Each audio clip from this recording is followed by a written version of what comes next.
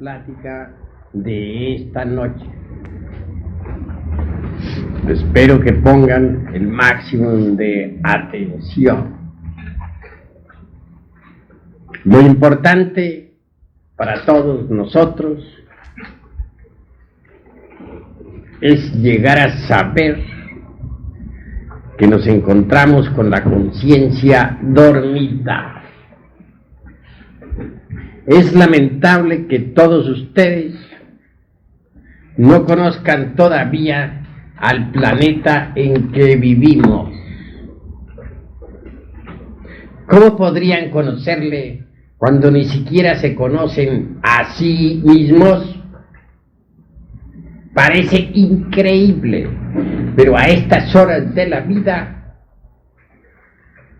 no conocemos el planeta Tierra. El mundo que ustedes están viendo no es en verdad como ustedes lo están viendo. Cuando consigan ustedes el despertar de la conciencia, verán el mundo en forma completamente diferente. Hoy por hoy no lo conocen. Sueñan ustedes con un planeta llamado Tierra y suponen que es así como lo están viendo. En realidad, de verdad, he de decirles que todavía ustedes no conocen el mundo Tierra. Es obvio que nuestro mundo tiene 7 dimensiones y por lo tanto, como quiera que ustedes están enfrascados en el mundo de 3 dimensiones, no conocen realmente al planeta Tierra. Y eso es profundamente lamentable. Los valles, las montañas, los mares, las colinas, las grandes cordilleras no son así como ustedes las están viendo. Son diferentes. Mas sucede que ustedes todos tienen la conciencia en estado de sueño profundo. Por lo tanto, ven el mundo a través del sueño. Cuando ustedes despierten del estado en que se encuentran, verán que todo es diferente. Si las gentes tuvieran la conciencia despierta, no habría guerras en el mundo. Si las gentes tuvieran la conciencia despierta, no habrían conflictos, problemas de ninguna especie, luchas entre trabajadores y patrones, entre distintas naciones, entre distintos intereses. Si la humanidad toda tuviera la conciencia despierta, habría paz en cada ser viviente y reinaría la felicidad sobre la faz de la tierra. Los evangelios insisten en el despertar, mas no dicen en qué forma hay que despertar. Nosotros, en nuestros estudios, luchamos porque las gentes conozcan las técnicas que conducen al despertar.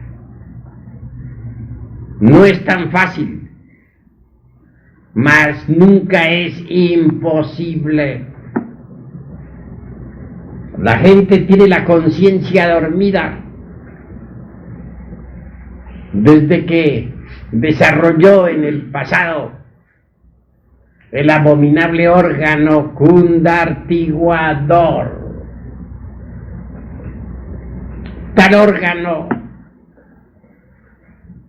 es un apéndice del organismo humano, Fue una proyección de la espina dorsal hacia abajo. Es la misma cola simiesca que todavía se ve en los gorilas, chimpancés, orangutanes y changos en general.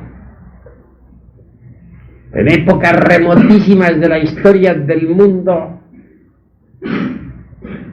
hubo una gran catástrofe. El cometa Condor chocó con el planeta Tierra y como secuencia o corolario de ello resultó una serie de terremotos y de grandes maremotos a través de los siglos. Aquellos se procesaron en forma interminable y fue entonces cuando un grupo de individuos sagrados encabezados por el arcángel Sakaki, venidos de otro lugar del cosmos infinito, hubieron de estudiar el problema. Las posibilidades de vida en el planeta Tierra disminuían considerablemente. Las especies estaban desapareciendo. Aquellos seres divinos revestidos o recubiertas sus divinales presencias con humanos cuerpos físicos estudiaron la cuestión y resolvieron en verdad darle a la humanidad el abominable órgano cundartiguador. Fue así como muchos seres vivientes empezaron a nacer con la simiesca cola de los monos, changos, orangutanes o como querramos llamarles, cada vez más y más desarrollada. Que a ese apéndice se le dé un nombre esotérico es obvio.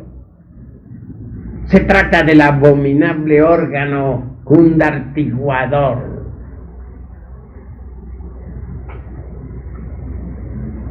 Como quiera que el organismo humano es una máquina transformadora de energías, el resultado que se esperaba era maravilloso.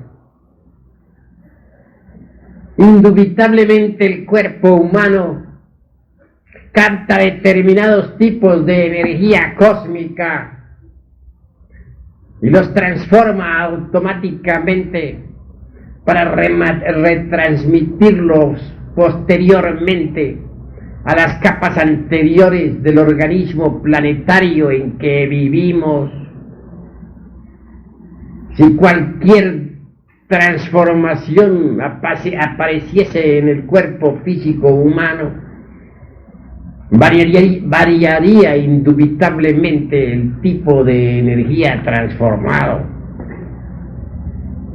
Fue así como se logró que la energía cósmica proveniente del megalocosmos infinito dentro del humano cuerpo se convirtiera en fuerza lunar específicamente definida. Tal fuerza, retransmitida a las capas anteriores de la Tierra, en forma masiva o colectiva, dio por resultado la estabilización de las capas geológicas del mundo. Cesaron los terremotos y se hizo posible vivir sobre la faz de la Tierra. Desgraciadamente, mis queridos amigos, he de decirles que el arcángel Sakaki y su altísima comitiva erraron en sus cálculos matemáticos transfinitos y como resultado vino un gran fracaso.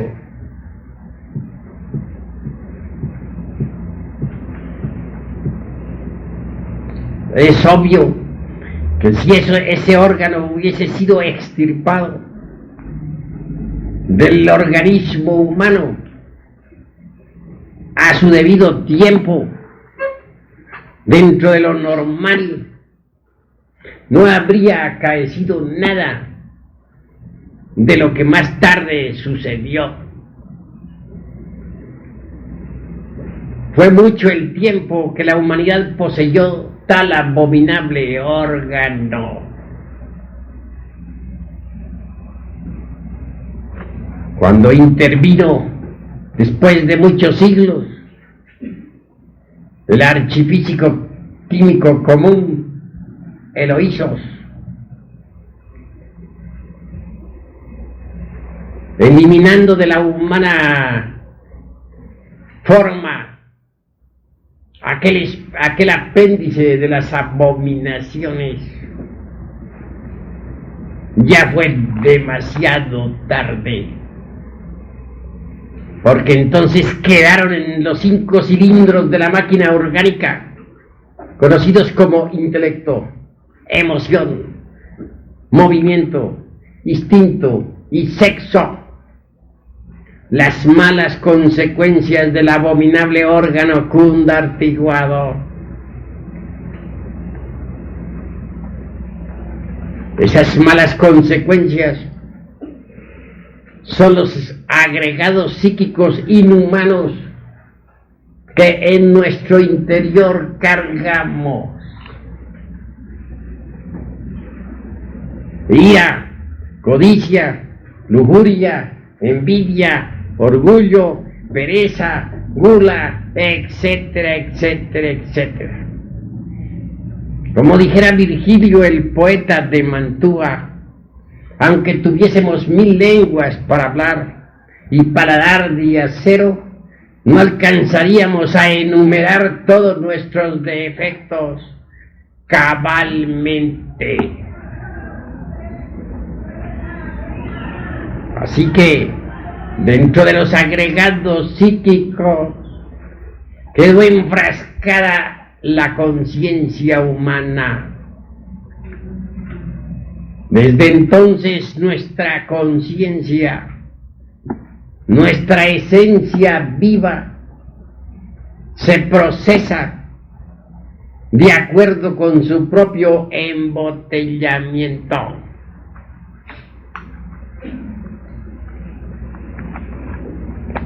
Con justa razón puede afirmarse en forma enfática que todos los seres humanos están en estado de hipnosis, que todos se hallan hipnotizados en forma masiva, que todos tienen la conciencia profundamente dormida. Mas nadie se da cuenta de la hipnosis general hasta que contempla una sesión de hipnotismo. Allí fluye la fuerza hipnótica en forma precipitada, violenta, y entonces es cuando venimos a darnos cuenta de la fuerza hipnótica. Cuando la fuerza hipnótica se precipita, la reconocemos, sabemos que existe.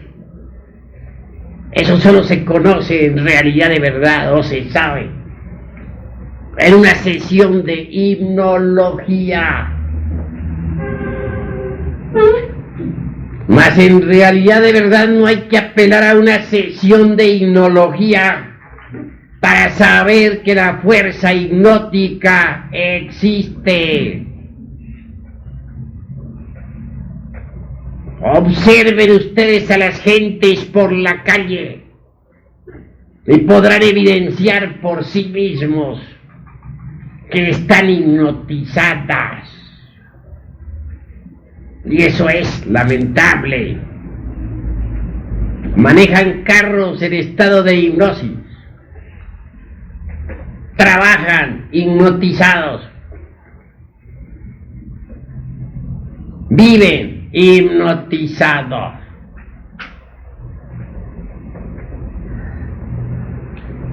Sería absurdo suponer que una persona despierta, por ejemplo,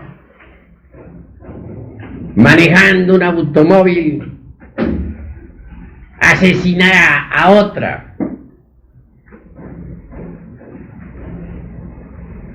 Yo hace 10 años manejo carros, mi propio carro, y nunca he tenido necesidad de atropellar ni siquiera a un animalito.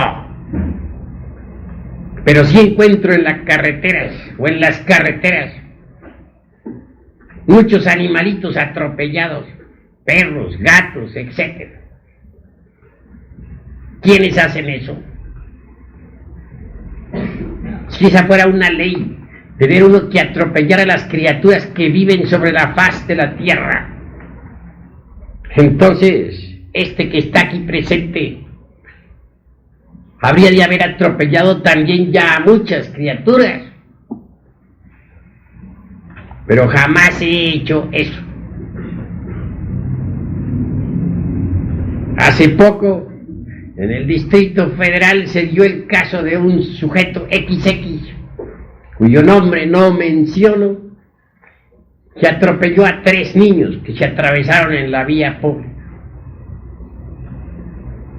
Se escondió, pero al fin el remordimiento triunfó y hubo de presentarse ante las autoridades. Es claro, para salir después libre pagando una caución. ¿Pero por qué atropelló a esos niños? No hay nada que pueda justificarlo. Cualquiera diría que sí hay justificaciones. Respondo que no las hay.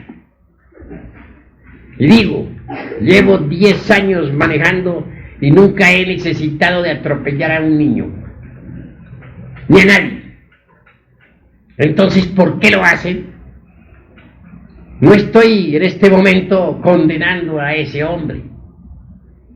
Lejos sea de mí condenar a alguien.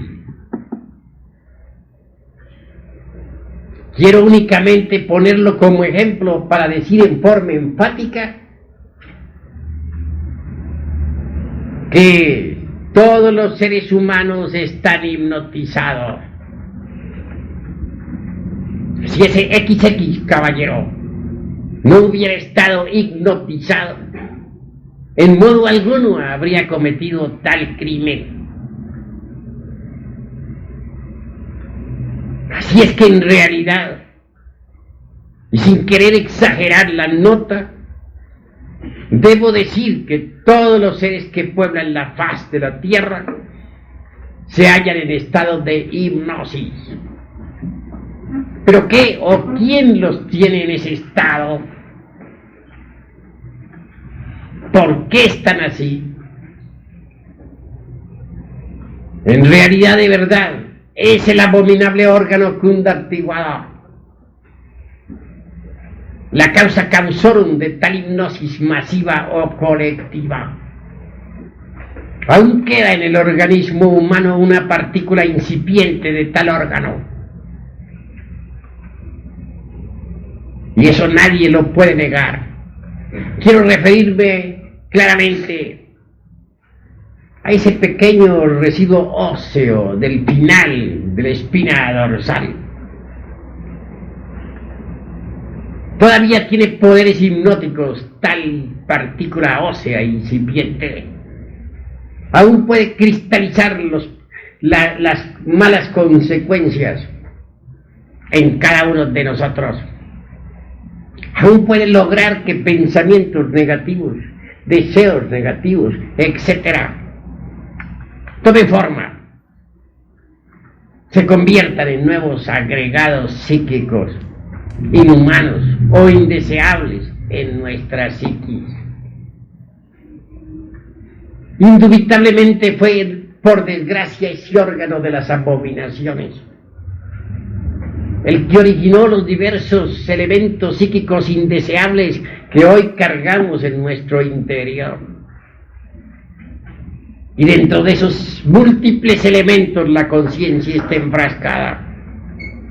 Así enfrascada está en estado de hipnosis, procesándose en virtud de su propio embotellamiento.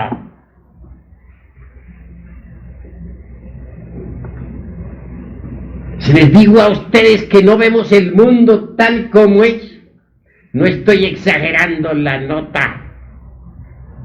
Cuando alguien consigue quebrantar esos elementos psíquicos indeseables que en nuestro interior cargamos, ve el mundo entonces en forma diferente. Lo ve con 7 dimensiones y no con 3.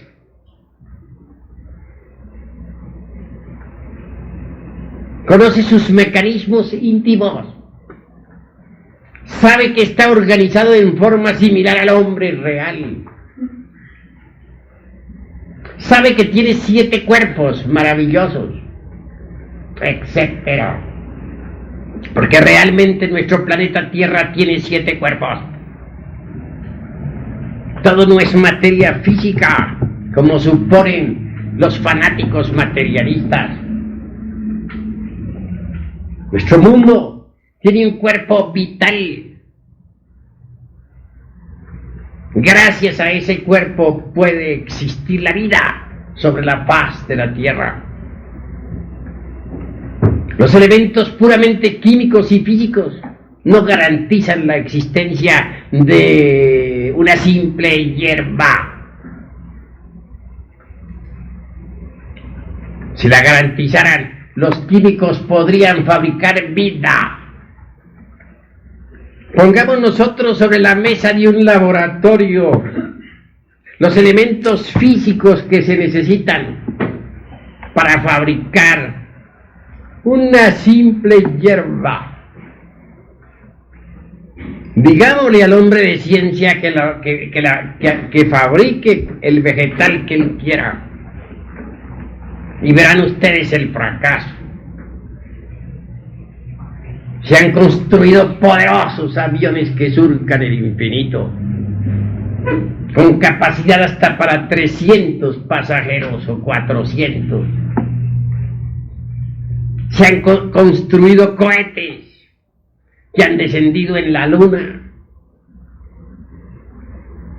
Se han disparado sondas a Marte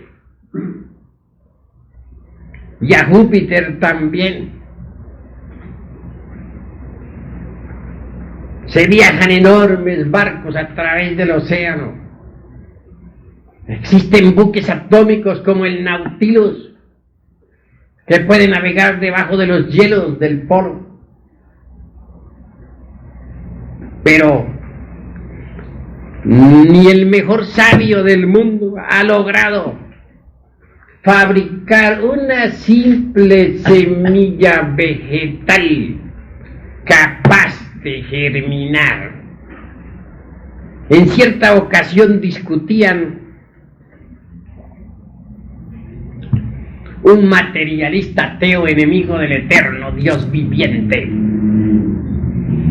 y un hombre religioso. Se discutía sobre el tema aquel de quién fue primero, el huevo o la gallina. Claro, el uno que fue el huevo, está bien, fue el huevo. ¿Y quién puso el huevo? Pues la gallina. El otro que fue la gallina. ¿Y de dónde salió la gallina? Pues del huevo. Total que ese es cuento de nunca acabar. Al fin, un poco impaciente el religioso dijo: usted podría ser un huevo como lo hizo Dios. El materialista respondió: sí, lo hago. Hágalo. Y lo hizo. Igualito al huevo de una gallina. Su clara, su yema, su cascarón, etc. Entonces le dice el religioso: bueno, ya que usted hizo el huevo, pues maravilloso, vamos a tener un pollito. Echemos el huevo pues en una incubadora para que salga un pollo. Aceptado, dijo el materialista, y echaron el huevo a la incubadora. Pero el pollo no salió. El sabio don Alfonso Herrera, autor de la teoría de la plasmogenia, logró crear la célula, una célula absolutamente igual a la humana, pero fue una célula muerta, nunca tuvo vida.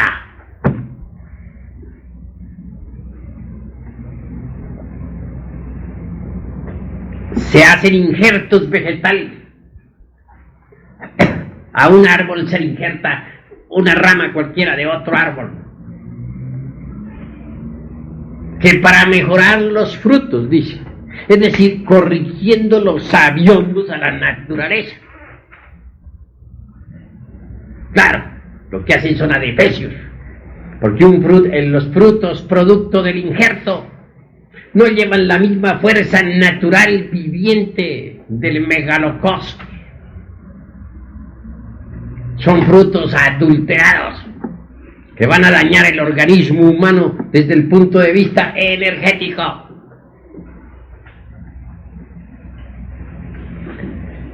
Sin embargo, los sabiondos se sienten satisfechos de su experimento.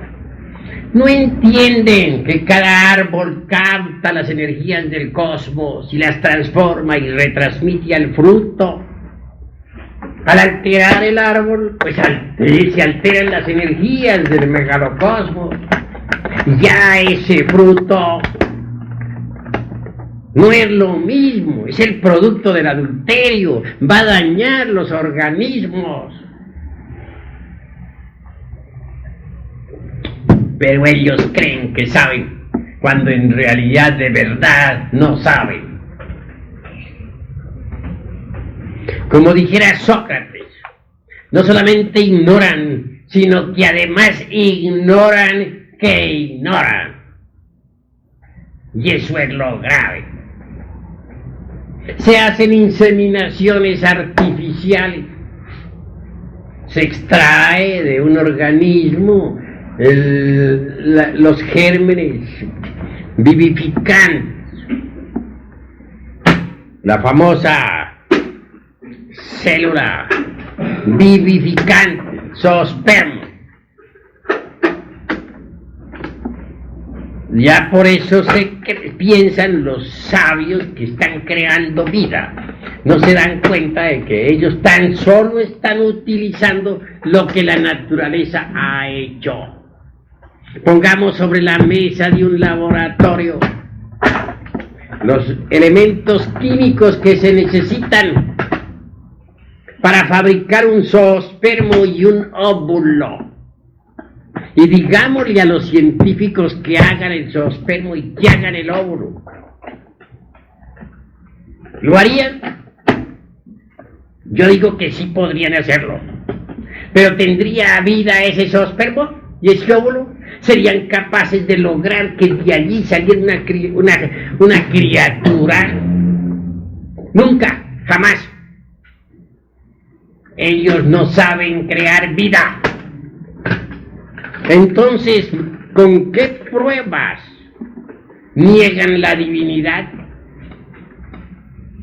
Si no han podido demostrar lo contrario, si no son capaces de crear ni siquiera la semilla de un árbol, una semilla que pueda germinar, entonces, ¿cuál es la base que tienen para negar a la divinidad?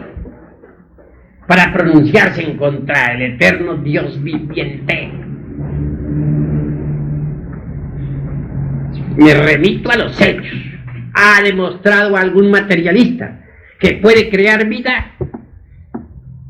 ¿Cuándo? ¿Dónde lo demostró? Jugar con los hechos, con lo que está hecho, con lo que la naturaleza hizo, es cosa muy fácil, pero que hagan vida, a ver si pueden hacerla. Dividen una ameba en dos y un pedazo lo unen con otro pedazo de otro organismo microcósmico y luego se paran de la mesa del laboratorio y dicen: ¡Eureka! ¡Eureka! Estamos creando a que no son capaces de hacer una ameba. Que la hagan. ¿Cuál la ha hecho? Entonces, ¿dónde está la ciencia de esos señores materialistas? ¿Cuándo han demostrado ellos que pueden reemplazar a Dios? Nunca, jamás. La cruda realidad de los hechos es que no solamente ignoran, sino lo que es peor, ignoran que ignoran.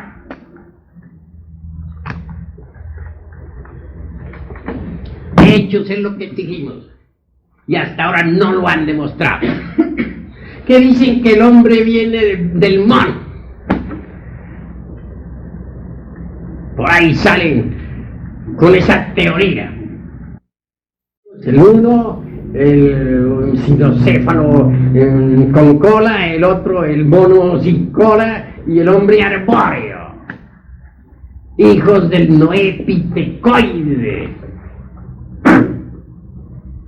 Pero, ¿cuál sería entonces el eslabón perdido? Que el hombre viene del mono. Muy fácil decirlo. ¿Y dónde está la conexión entre el hombre y el mono? ¿Dónde está el eslabón perdido? ¿Lo han encontrado alguna vez? ¿Cuál es?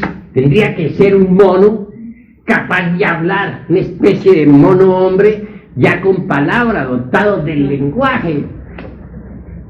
Hasta ahora no ha aparecido. Entonces son empíricos esos señores materialistas, no nos están presentando hechos, sino suposiciones, utopismos. Ahora miremos el volumen del cerebro del mejor de los changos, de un gorila, y comparémoslo con el cerebro del hombre más atrasado que haya, por ejemplo, el de las tribus de Australia, gentes de cráneo achatado. Y resulta que el cerebro del mono más adelantado no alcanza a ser ni la mitad en volumen al cerebro del hombre más atrasado de Australia. Entonces no está resultando la teoría de Darwin y sus secuaces de que el hombre viene del chango. Eso es falso, mentiras. No está demostrado.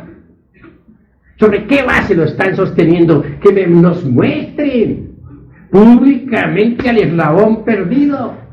Queremos ver esa especie de chango hablando como la gente, que no ha aparecido. Entonces es una suposición, una fantasía que no tiene ninguna realidad. ¿Por qué afirman estas cosas los científicos ultramodernos? ¿Por qué hablan de cosas que no saben? ¿Por qué tantos utopismos baratos? Sencillamente porque tienen la conciencia dormida. Esa es la cruda realidad de los hechos. Están hipnotizados. Salen con otra teoría, la de la selección de las especies.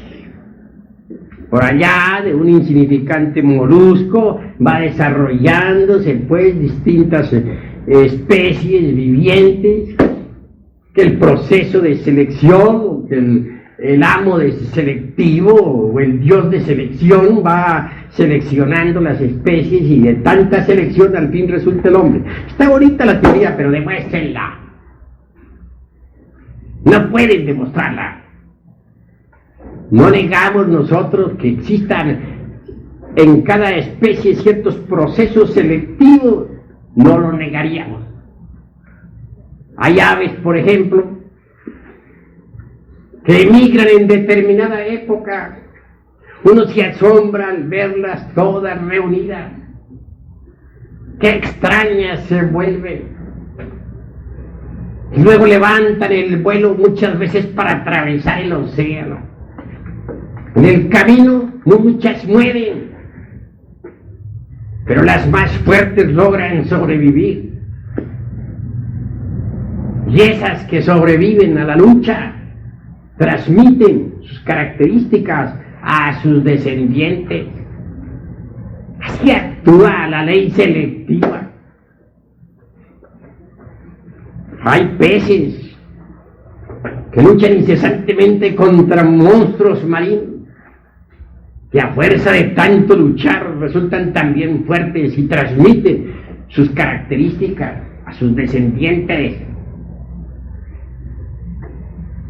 Hay criaturas cuadrúpedas, bestias, que a fuerza de tanto luchar se van haciendo más y más fuertes, transmiten sus características psicológicas a sus descendientes.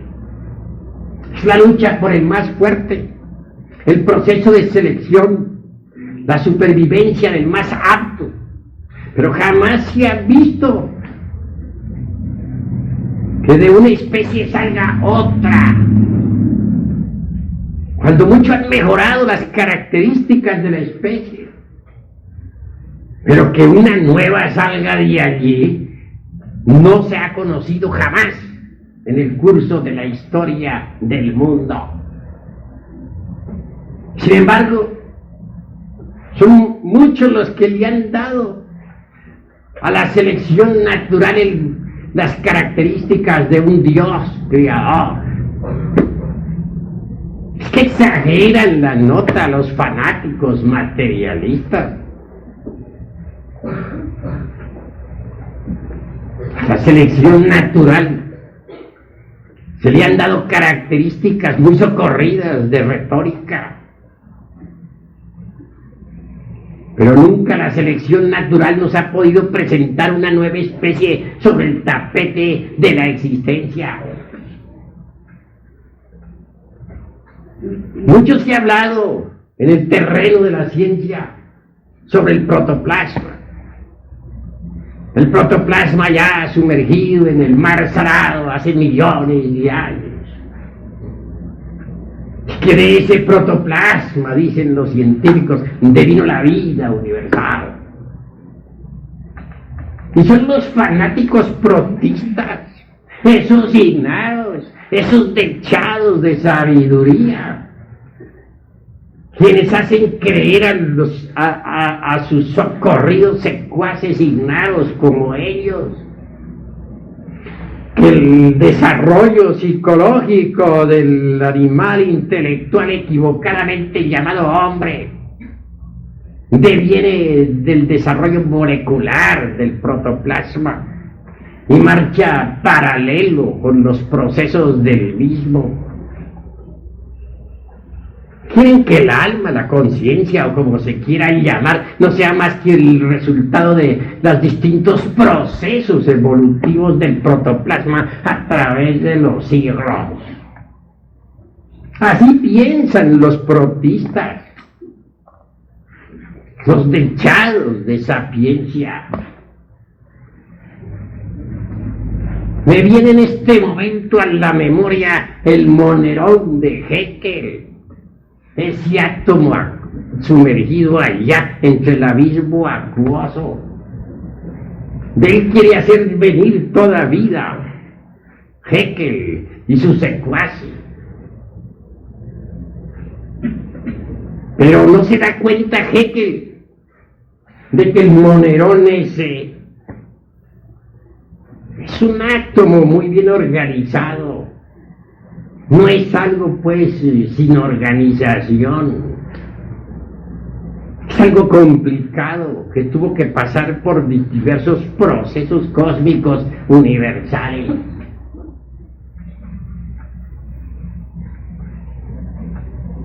Así que en realidad de verdad los científicos no saben nada de la vida, ni de la muerte, ni de dónde venimos, ni para dónde vamos, ni cuál es el objeto de la existencia.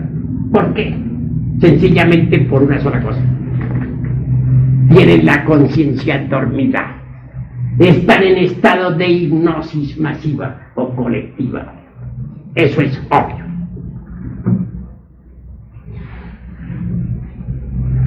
Mis queridos amigos, la ciencia materialista marcha por el camino del error. Nada sabe sobre el origen del hombre, absolutamente nada. Que la ley de la selección natural haya existido, no lo negamos, pero ella no ha creado nada nuevo. Que las especies varíen a través del tiempo y de los años, no podemos negarlo. Pero los factores de variabilidad de cualquier especie solo entran en acción después de que los prototipos originales de la misma han cristalizado en el mundo físico. Esos prototipos de cualquier especie viviente se desarrollan previamente en el espacio psicológico de la naturaleza, en las dimensiones superiores de este mundo tierra, en esas dimensiones que los científicos materialistas niegan, porque no las perciben, y no las perciben porque están hipnotizados. Si ellos salieran primero del estado de hipnosis y luego hablaran, sus conceptos serían diferentes. Mas duermen terriblemente. Si alguien quiere saber sobre la historia del ser humano, tiene que observar muy bien la ontogenia. La ontogenia es una recapitulación de la filogenia. ¿Pero qué es la ontogenia en antropología? Es el proceso de desarrollo del feto dentro del vientre materno. Si observamos los procesos de la gestación en una mujer, en una madre, venimos a evidenciar que la ontogenia es una recapitulación de la filogenia. La filogenia es el estado de evolución y transformación por el cual ha pasado la raza humana a través de los siglos. La ontogenia recapitula esos estados en el vientre materno. Un análisis de ontogénesis nos llevaría a la conclusión lógica de que la especie humana y las otras especies animales tienen parecido en su origen y que devienen todas del espacio psicológico. Pero eso de la selección natural, eso de las distintas variantes o factores que producen variaciones en la raza humana, solamente entra en acción después de que las especies, sean cuales fueran, hayan cristalizado físicamente. Mas en verdad, antes de la cristalización física existen los distintos procesos evolutivos e involutivos psicológicos entre el seno viviente de una naturaleza desconocida para un Maxwell, para un Haeckel, para un Darwin y sus secuaces. Así que en realidad, de verdad, nada saben ellos sobre el origen del ser humano. ¿Cómo es posible que los sabios materialistas digan que que existen ciertas variaciones en los distintos tipos de las especies vivientes, ya por accidente o en forma espontánea. ¿No resulta acaso eso una contradicción? ¿No son ellos mismos los que dicen que este universo es el resultado de la fuerza, de la materia y de la necesidad? ¿Cómo es que se contradicen y luego nos hablan de variaciones espontáneas en un universo de fuerza, de materia y de necesidad? ¿Es posible eso? Un universo de fuerza, materia y necesidad no admite variaciones espontáneas ni accidentales. Si esas variaciones en las especies existen, es por algo que ellos mismos desconocen. Así que en realidad, de verdad, la ciencia materialista no solamente ignora, sino además ignora que ignora. Nosotros vamos con la antropología gnóstica, ahondamos profundamente en el pasado. No nos convence el noépitecoide con sus 3 hijos. Allá los científicos materialistas y sus secuaces. En realidad, de verdad, esta raza humana que puebla la faz de la Tierra, hoy por hoy, no es más que una raza de animales intelectuales. Ustedes podrán ofenderse, si quieren ofenderse, pero antes de que existiera la raza de los animales intelectuales, existieron los hombres. Los hombres de la época lemúrica, los hombres hiperbóricos y los hombres polares. Los animales intelectuales vinieron después. Esta raza bien de animales intelectuales viene desde la Atlántida. Nació en la Atlántida. Los hombres reales de la Lemuria en sus últimos tiempos se fueron retirando del escenario del mundo y sus organismos los fueron dejando a los elementales superiores de los reinos animales. Entonces esos elementales entraron en estos organismos y aquí están presentes. Fueron creados desde la Atlántida para acá, porque los lemures no eran animales, ni los hiperbóreos, ni los polares. A la raza de animales intelectuales le precedió la de los hombres, que existieron en la Lemuria, en el continente hiperbóreo, y en el polo norte, que en aquella época estaba ubicado en la zona ecuatorial. ¿En qué se basa la antropología gnóstica para afirmar esto? ¿Por qué lo dice? Se basa no solamente en todas las tradiciones de que vienen en los libros sagrados de Egipto, del antiguo México, de los pueblos incaicos, de la tierra de los mayas, de Grecia, de India, de Persia, del Tíbet, etc., sino en las investigaciones directas también de aquellos que han logrado despertar conciencia. Aquí en esta institución nosotros les vamos a entregar a ustedes todos los sistemas que se necesitan para despertar conciencia. Y cuando ustedes despierten, investiguen y comprobarán lo que les estoy diciendo por sí mismos, no porque yo se los venga a decir. Lo comprobarán directamente, pero despierten, porque así como están dormidos, podrían también ser víctimas de las teorías aquellas de Haeckel y sus secuaces.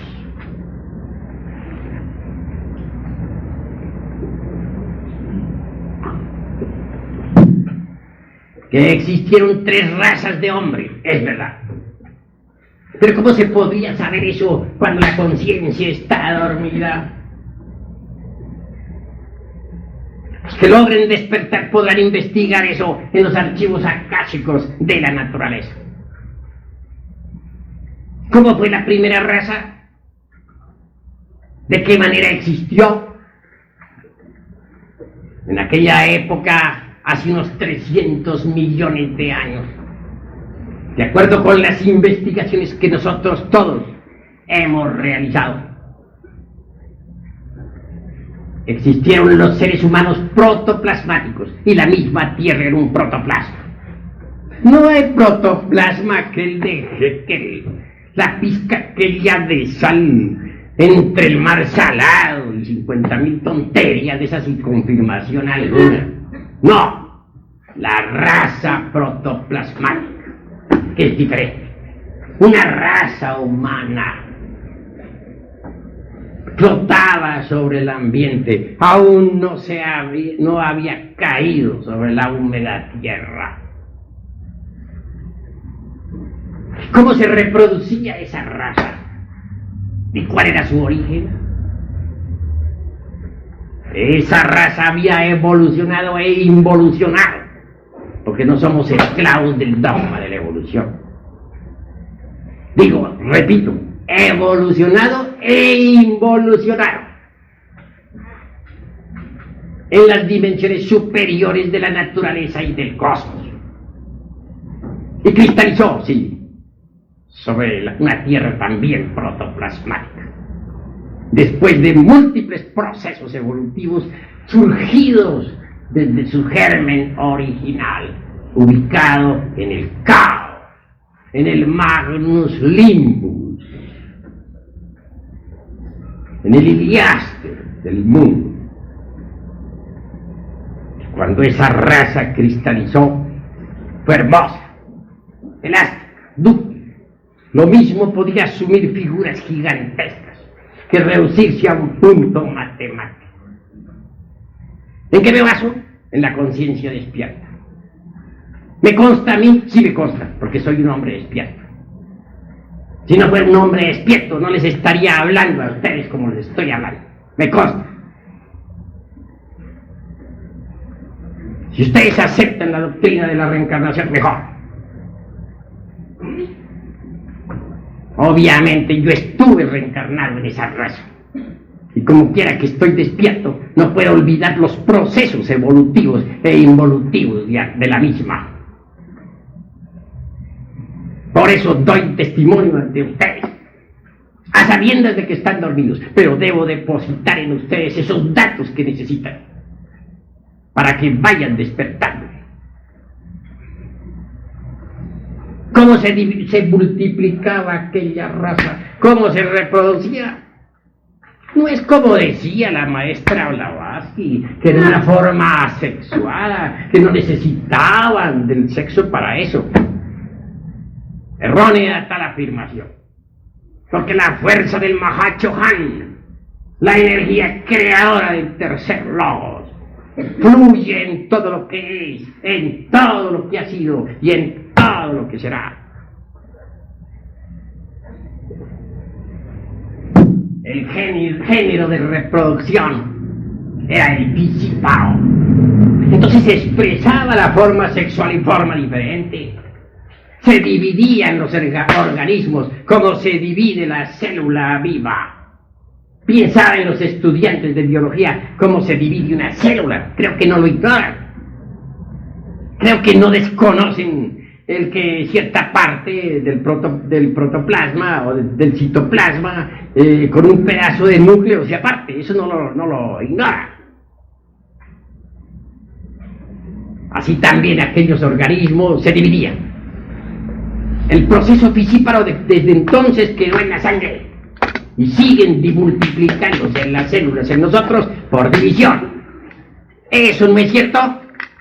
¿Quién podría negarlo? Presento hechos. ¿Ustedes creen que ese proceso de división celular no tiene una raíz, no tiene un origen? Si así se pensara, sería estúpido, porque no puede existir efecto sin causa, ni causa sin efecto. Hemos heredado eso. ¿De quiénes? De los hombres de la primera raza. Eso es obvio. Ese organismo desprendido podía seguirse desarrollando gracias a que podía seguir captando o asimilando protoplasma del ambiente circundante. Más tarde surgieron los hiperbóreos, aquellos de los que habla Federico Nietzsche. Gentes que vivieron en esa herradura que circunda al Polo Norte. Países del septentrión. ¿Nos consta eso?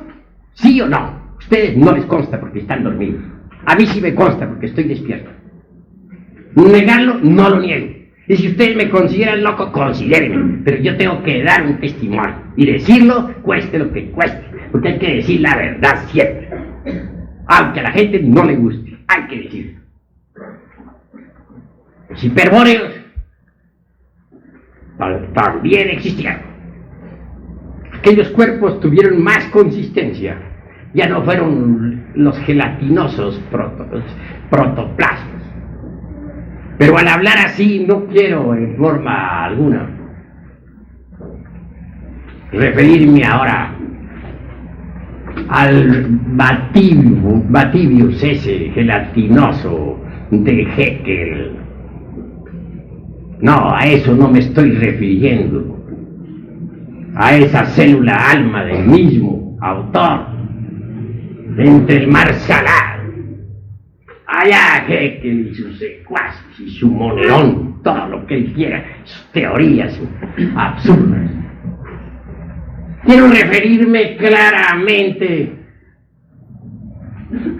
a una raza existente, protoplasmática, que es distinto, como ya dije. De ella derivó por condensación los hiperbóreos.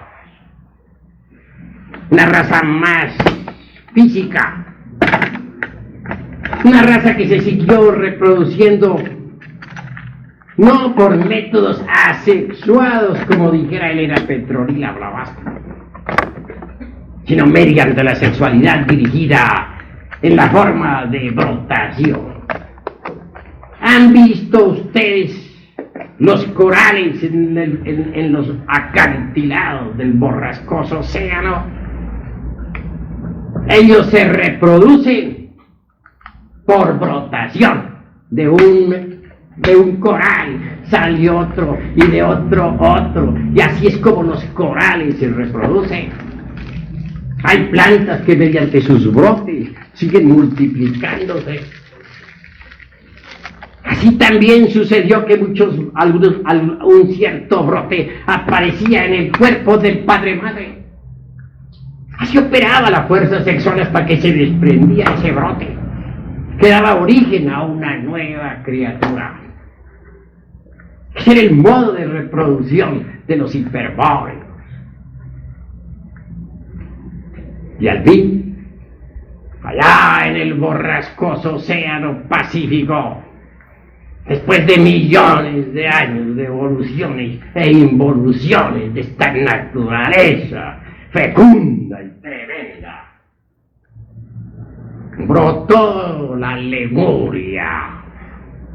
Un gigantesco continente surgió desde el fondo de los mares, que cubría todo el océano Pacífico.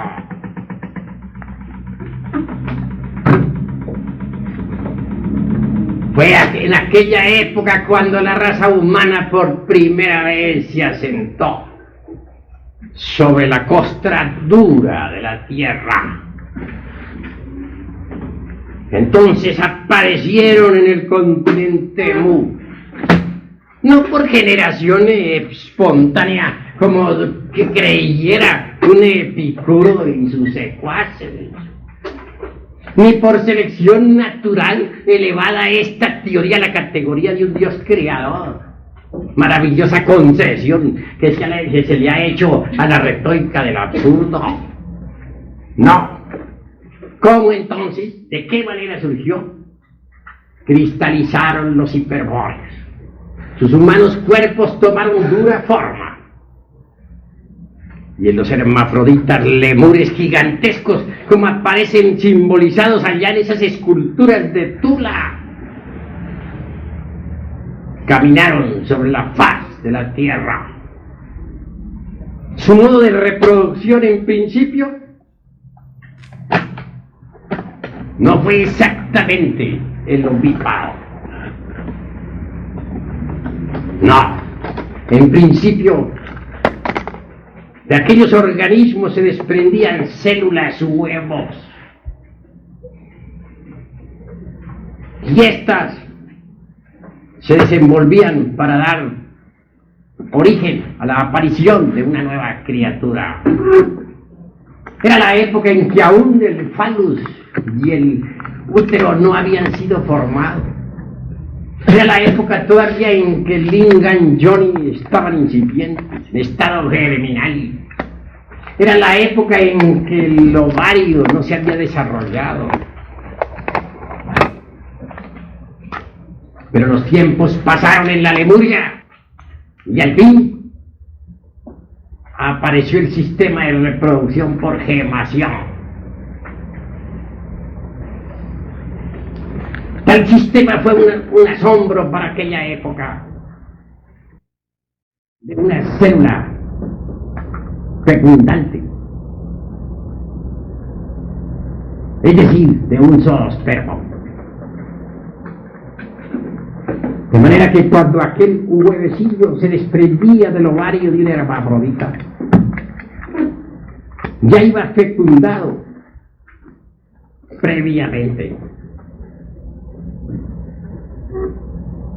Así que al venir a la existencia, el huevo se abría después de cierto tiempo de fecundación.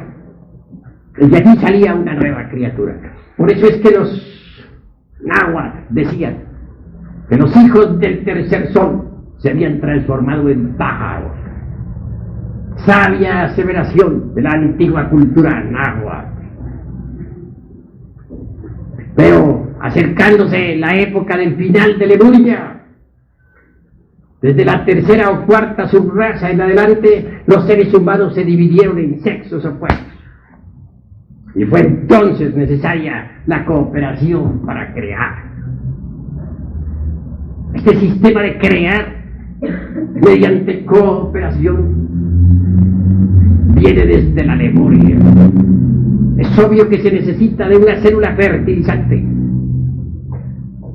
para un huevo ovárico. Solo así, de la unión de esa célula fertilizante con el óvulo, puede surgir la célula original con sus 48 cromosomas, número muy discutible en biología, pero exacto. De la célula germinal, a su vez, mediante división celular, viene el proceso del feto, la gestación, y así nacen las criaturas desde finales de Lemuria hasta la época actual. ¿Pero qué saben de eso los que tienen la conciencia dormida? ¿Acaso aceptarían estas tremendas realidades? Eso nunca, jamás. Ellos prefieren pensar en ese simple moluscoide allá, de los vertebrados más incipientes, desarrollándose a través del tiempo, mediante procesos selectivos extraordinarios, pasando por distintas variaciones de acuerdo con la selección de las especies, hasta que al fin aparece el noepitecoide con sus famosos 3 hijos bastardos. ¿Creen ustedes que una teoría así, fundada en meras inquietudes de sabiondos, podría tener la consistencia, la fuerza de la experiencia de un hombre consciente? Es obvio que no. Así que en realidad, de verdad, mientras uno no despierte la conciencia, no puede saber nada sobre el origen del hombre, nada sobre el origen de la vida, nada sobre lo que es, ha sido y será.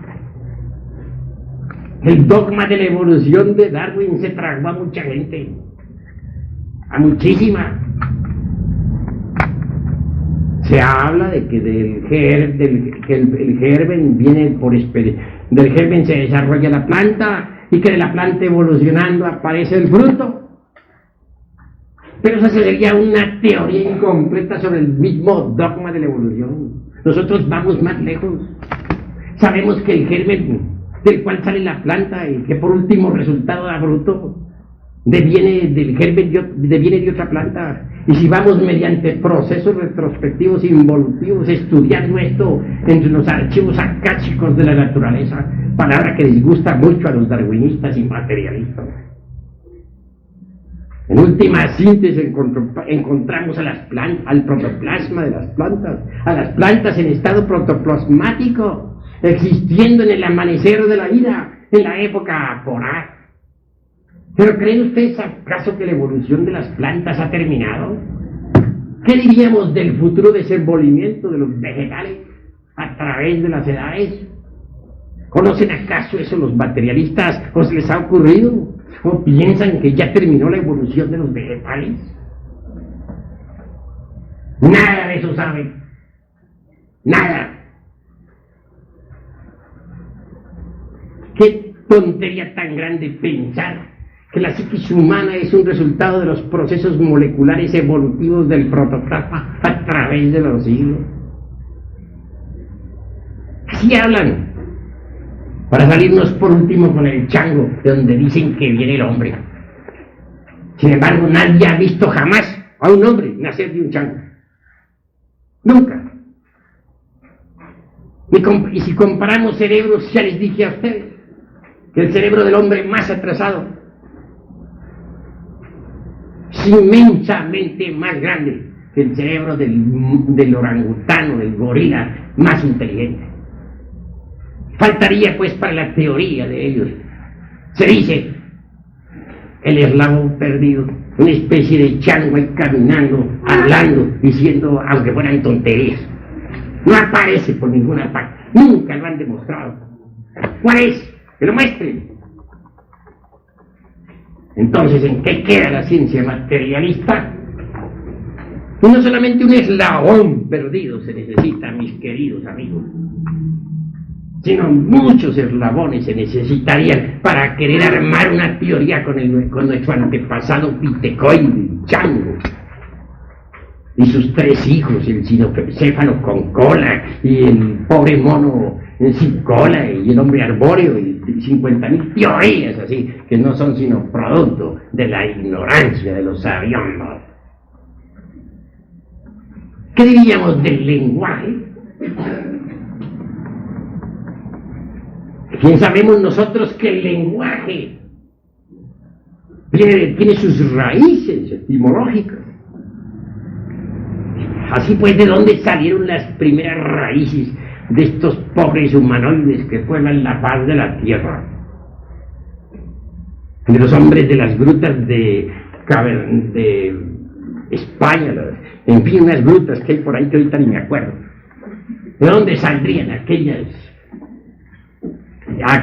raíces? Las grutas de Cromagnon, ya me acordé, ya se me refrescó la memoria. Y las de Grimaldi, por cierto, que se dice que fueron los antepasados de estos pobres humanoides, pero resulta que no hay tal, porque quien haya investigado con conciencia despierta se dará cuenta claramente que los hombres de aquellas grutas no son más que los descendientes degenerados de la agencia Atlantel. No quieren ver los científicos materialistas más allá de sus narices. Sus primitivos Cromagnon no son más que degenerados de un pasado glorioso. ¿Qué saben de eso?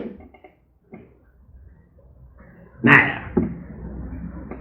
Y las raíces esas que usaban ese lenguaje primitivo de los habitantes de tales grutas de Cromagnon y de Grimaldi, de tales hombres cavernarios, ¿de dónde salieron?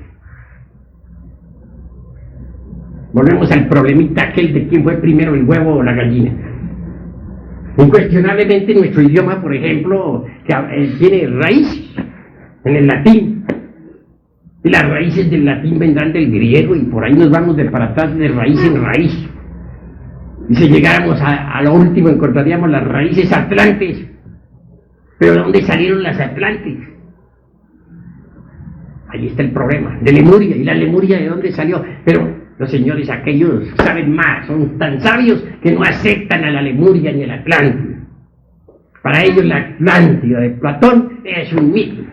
Y sin embargo quieren decirnos que el hombre viene del chango. Pero llegamos a la cuestión de las raíces, de dónde salieron las raíces de todos los idiomas actuales. ¿El chango? ¿Y el chango de dónde la sacó? ¿Y otro chango? Y si otro chango no existía, ¿de dónde salieron? Ese es un problema que lo evade mucho la ciencia materialista. Ella no quiere saber nada sobre la cuestión del lenguaje. Nada. Que existen los aglutinantes, sí, que esas raíces que se organizan en forma de juxtaposición. Llevan un orden definido, se aglutinan, etcétera, etcétera, para dar por último forma a los distintos idiomas, aceptar. Pero las raíces, ¿de dónde salieron? ¿Cuál es el mono que nos la dio? Que aparezca ese chango, que nos lo muestren, que no afirmen, sino que nos lo presenten. Nosotros podemos presentar una ciencia que conduce al despertar de la conciencia. Y es obvio que quien trabaje con esta ciencia despertará la conciencia. Y podrá descubrir directamente los misterios de la vida y de la muerte si se aparta de la ciencia materialista. Pero ellos, ¿qué nos dan para descubrir sus teorías? ¿Cuáles son sus métodos, sus técnicas? ¿Dónde están? ¿Dónde está el famoso Pitecóides y sus secuaces? ¿Dónde está el eslabón perdido? Amigos, ha llegado la hora de trabajar en el despertar de la conciencia. Ha llegado el instante en que debemos independizarnos de los materialistas. Ha llegado el instante en que nosotros debemos, en verdad, cambiar radicalmente. Aquí les vamos a entregar la ciencia para que ustedes despierten, para que se conviertan en verdaderos sabios en el sentido más trascendental de la palabra, en verdaderos iluminados.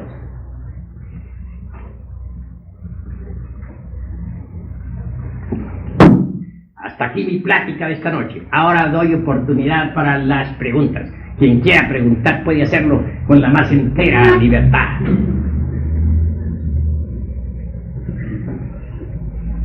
Hay libertad de palabra, y el que quiera refutar, que refute. Aquí se da libertad de palabra a todos. Entonces, ¿de dónde salió el hombre? Bueno, distingamos entre el animal intelectual y el hombre. Antes de que el animal intelectual existiera, existió el hombre. Ya hablamos nosotros, ya dije en esta plática que existieron 3 razas antes del animal intelectual. Quiero referirme en forma franca a los lemures, a los hiperbóreos y a la raza polar. Dije que los lemures existieron en el Océano Pacífico. Pruebas hay una, y muchas. Recordemos la isla de Pascua, que es un residuo de la antigua Lemuria. Allí encontramos todavía tremendos monolitos cincelados por titanes. También Australia es otro remanente de Lemuria, donde se encuentran muchas tradiciones del viejo continente. Pero la raza lemur existió y se reprodujo mediante el sistema de gemación. Ya explicamos que pasó la raza lemúrica por 3 procesos sexuales. Primero, reproducción únicamente mediante la célula huevo o huevo célula. Luego, el sistema que le llamaríamos de gemación. Y tercero, el sistema de cooperación, que es el que todavía existe. También dijimos que los lemures son una materialización o cristalización de los organismos hiperbóreos desarrollados. No negamos que los hiperbóreos a su vez son una cristalización de la primera raza, la raza protoplasmática. Refutamos la absurda teoría del famoso protoplasma de los protistas allá entre el mar salado. producto de imaginaciones calenturientas, y dijimos que existió una raza protoplasmática. Afirmamos en forma enfática que antes de que esa raza cristalizara definitivamente en nuestro planeta Tierra, que también se encontraba entonces en estado protoplasmático, evolucionó esa misma raza, evolucionó y pasó por muchos procesos dentro de las dimensiones superiores de la naturaleza y del cosmos.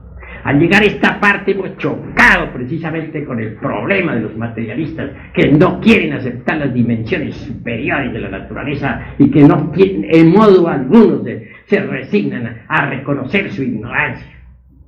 Mediante el despertar de la conciencia, cualquiera puede evidenciar la cruda realidad de las dimensiones superiores de la naturaleza y del cosmos. Y quien despierte también podrá evidenciar que las evoluciones e involuciones de aquella raza que cristalizó al fin en el continente polar surgieron de los gérmenes elementales primitivos depositados en el caos antes de que la vida hubiese tomado forma. Así que estamos hablando de cuestiones de antropogénesis, de antropología gnóstica, porque nosotros nos dedicamos a esa clase de estudios, ya que esta institución es de gnóstica antropológica. No aceptamos las teorías materialistas, porque después de revisarlas no resistieron un análisis de fondo. No podemos aceptar lo que no resiste un análisis. ¿Alguna otra pregunta? ¿Tiene la palabra? ¿Dónde nacen las lenguas? ¿Cómo? Las lenguas. ¿Cómo las lenguas? Pues es claro que las lenguas tienen sus raíces. Son raíces que se justaponen unas a otras. ¿Quién podría negarlo?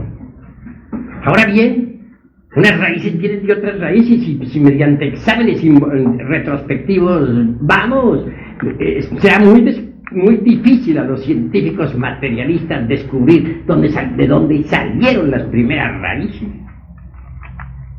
Pero nosotros sí sabemos de dónde salieron.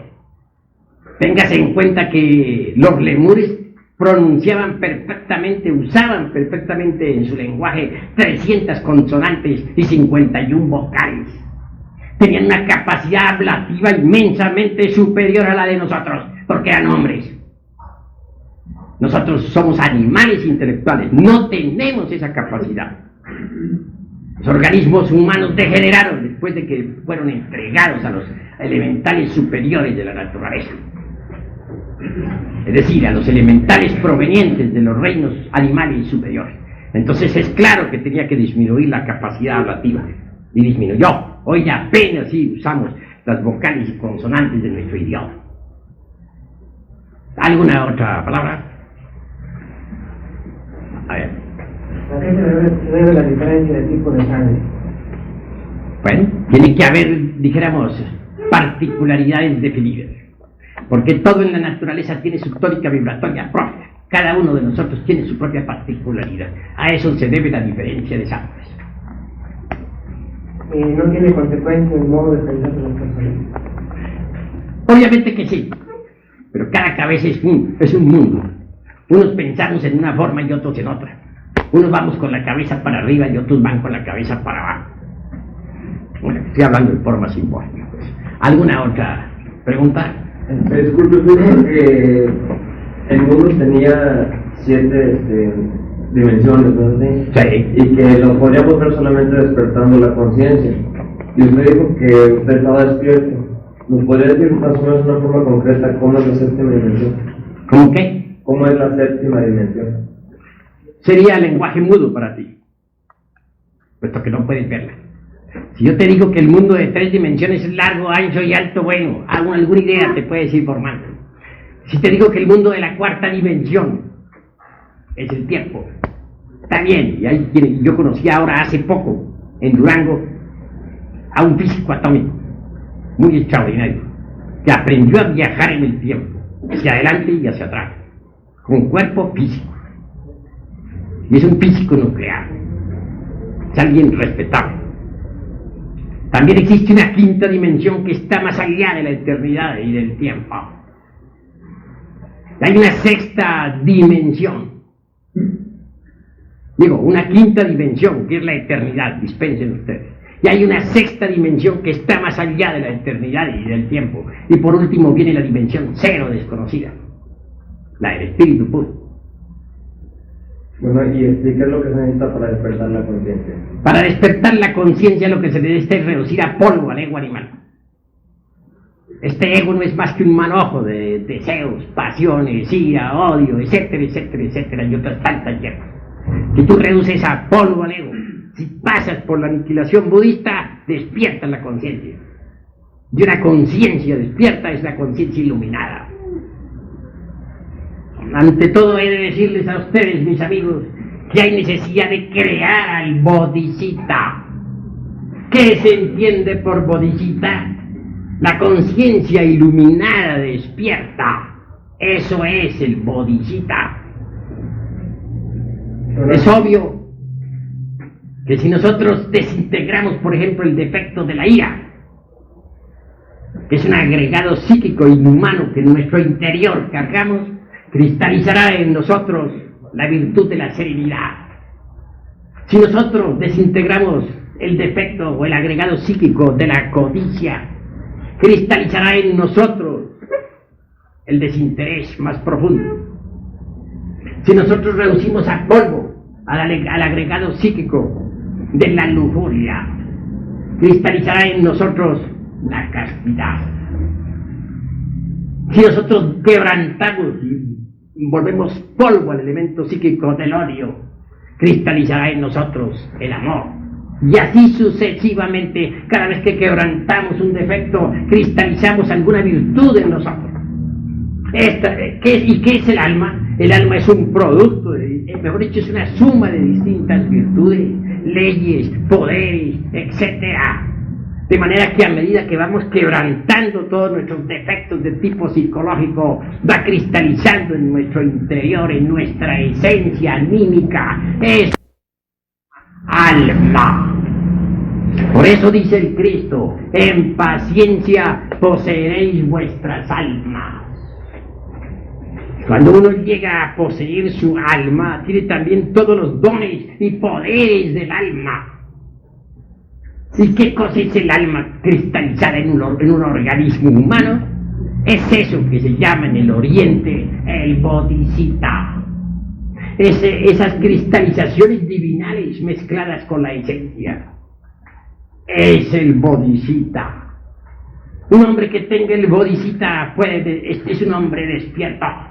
Es un hombre que puede viajar fuera del cuerpo en el Bodhisattva a través del infinito. Es un hombre que puede viajar en el tiempo, hacia atrás y hacia adelante. Es un hombre que puede estudiar la historia de la naturaleza, la historia de la tierra y de sus razas, en los archivos akáshicos de la naturaleza viva. Así que bien vale la pena cristalizar el Bodhisattva en nosotros. Pero para ello hay que desintegrar los agregados psíquicos. Y solamente es posible desintegrarlos a base de trabajos conscientes y padecimientos voluntarios. Si el agua no hierve a 100 grados, no cristaliza lo que tiene que cristalizar y no se desintegra lo que tiene que desintegrarse. Así también si no pasamos por grandes crisis emocionales y verdadero arrepentimiento, no lograremos desintegrar los agregados psíquicos para cristalizar alma en nosotros. Cuando alguien cristaliza su alma, cuando alguien es dueño de su alma, incuestionablemente está despierto. Jesús el Cristo dijo, en paciencia poseeréis vuestras almas. Así pues la conciencia despierta dará origen a la ciencia pura, porque el hombre de conciencia despierta tendrá acceso a la ciencia pura. Se libertará de todo ese podridero de las teorías materialistas que tanto abundan por aquí, por allá y acullá, y podrá ver y experimentar directamente lo real. Si queremos llegar a conocer la verdad, el origen del hombre, de dónde venimos y para dónde vamos, necesitamos de instrumentos especiales. ¿De lentes? ¿O de qué? Necesitamos del Bodhisattva, que es conciencia despierta. Los mejores aparatos de investigación están dentro del hombre. Y si el hombre se prepara, se convierte en un verdadero experimentador de lo real. ¿Hay alguna otra pregunta? Hace rato te digo, por ejemplo, la persona que mató al presidente, estamos superando eso o despertando. No es posible, no matarían, vamos a suponer, no mataría yo estando despierto a esos niños o a cualquier. No, jamás. No es posible que un hombre despierto manejando un carro atropelle a otro. Eso no es posible. Permítame. Vamos a suponer, yo voy manejando. Saben que efectivamente un niño o una persona se debe. Yo no quiero matarlo, pero no me doy cuenta. Es rápido, efectivamente. Yo lo mato. Yo no deseo hacerlo. Pero entonces voy manejando en nuestra vida. Pues precisamente no te das cuenta porque estás dormido. Si estuvieras despierto te darías cuenta y no lo matarías. Usted me dijo que estando despierto, ¿no lo haría? Pues claro, un hombre de conciencia despierta, me refiero a la conciencia despierta, es incapaz de ir a atropellar a nadie. ¿Por qué? Porque prevé el peligro con anticipación. Yo estoy despierto, pero ellos, a lo mejor no están.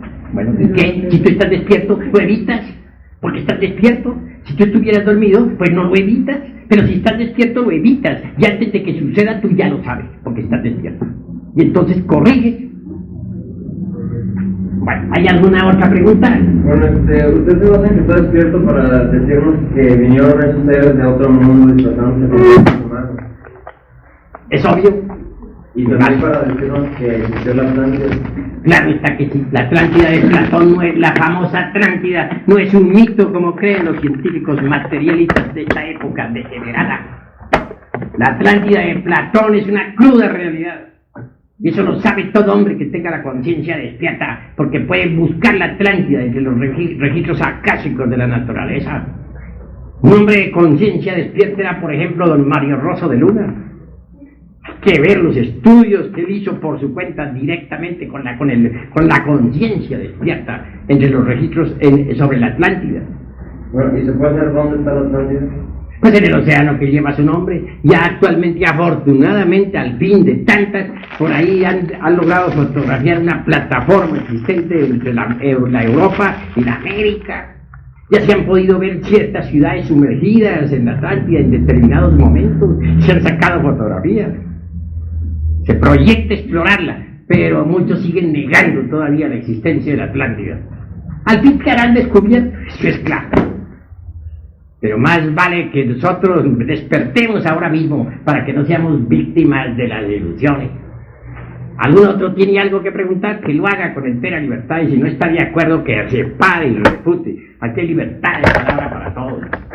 A ver, toma la palabra. ¿Qué importancia tiene la energía sexual para alcanzar el despertar? Pues la energía sexual es vital para el despertar de la conciencia. Es un tipo de energía sumamente fino, sumamente poderoso. Tiene en el organismo humano su propio sistema establecido, sus canales de circulación, etc. Incuestionablemente es la energía más fuerte que exista en todo el universo. Alrededor del sexo gravitan todas las actividades humanas, de manera que esa energía sexual lo mismo puede esclavizar al hombre que liberarlo. Si el hombre la utiliza para la satisfacción de las pasiones animales, cosa que no hicieron los lemures jamás, por lo menos mientras no degeneraron, porque a su tiempo también degeneraron, pues entonces viene el despertar de la conciencia, porque esa energía sabiamente dirigida sirve para el despertar de la conciencia, pero hay que aprender a dirigirla, a gobernarla, no ser esclavos de ella. En todo caso, aquí se les da las instrucciones sobre la ciencia transmutatoria del Yesod Mercurio. Aquí se les debe instruir sobre el manejo de la energía creadora. Quien aprenda a manejarla abrirá todos los tesoros de la naturaleza. Quien aprenda a utilizarla podrá llegar a la omnisciencia. Pero hay que aprenderla a utilizar sabiamente. ¿Alguna otra pregunta? ¿Por qué razón tuvimos que llegar a ser animales intelectuales y el primer ser que existe en el mundo fue superior a nosotros? Pues sencillamente debemos estar agradecidos de que los hombres verdaderos nos hayan cedido sus cuerpos, porque ellos se fueron, pero los organismos los dejaron a los pobres a los animales superiores, a los elementales provenientes de los animales superiores. Entonces esos elementales o ánimas o principios de vida o esencias ingresaron en los organismos que dejaron los hombres. Desde entonces toda esta raza humana sigue evolucionando e involucionando incesantemente. Pero a ellos se les deben los organismos animales. Ellos se fueron, pero dejaron los organismos humanos, se los dejaron a los elementales superiores provenientes del reino animal. Esto significa que todos ustedes en aquella época eran animales cuadrúpedos, aves, etc., pero elementales superiores ya desarrollados. Entonces pudieron como elementales ingresar en esos organismos que fueron dejando los lemures.